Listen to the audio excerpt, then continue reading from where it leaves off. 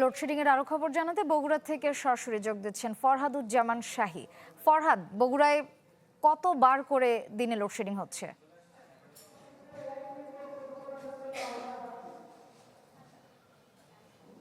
নগদ নিয়ে এলো হার না মানা হার অফার।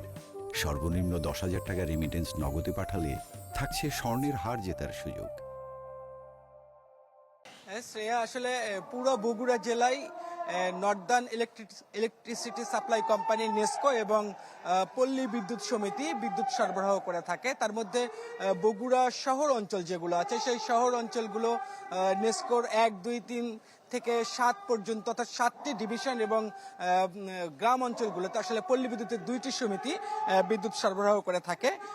সাধারণত আমরা যেটা লক্ষ্য করি যে গ্রাম অঞ্চলে কিছুটা লোডশেডিং বেশি হয়ে থাকে বগুড়ার শহর অঞ্চলের চেয়ে। তবে গত 28 তারিখের পর থেকে অনেকটা লোডশেড কমে এসেছে বগুড়ায়, এরকমটাই কিন্তু দাবি করেছেন যারা বিদ্যুৎ বিভাগের যারা কর্মকর্তারা আছেন। তারা বলছেন যে 28 তারিখের আগ পর্যন্ত শহর অঞ্চলে সর্বোচ্চ 5 থেকে 10% পর্যন্ত লোডশেড হয়েছিল।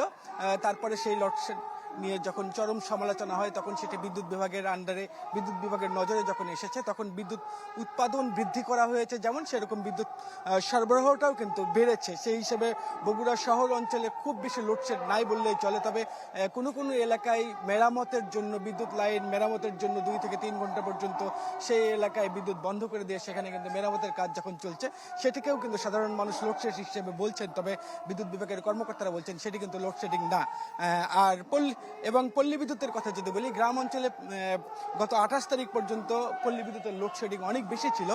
তবে সেটি তারপরেও কিন্তু সেটি 25% বেশি ছিল, এবং প্রত্যন্ত গ্রামেই সেটি বেশি হচ্ছিল। সাধারণত 2 থেকে 3 ঘন্টা বা কোথাও কোথাও 5-7 ঘন্টা পর্যন্ত টানা লোডশেড হয়েছিল।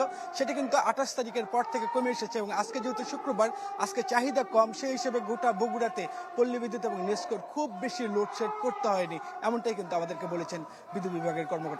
শ্রেয়া, ধন্যবাদ ফরহাদ। দর্শক, লোডশেডিং এর খবর জানতে আমরা যুক্ত ছিলাম বগুড়ায়।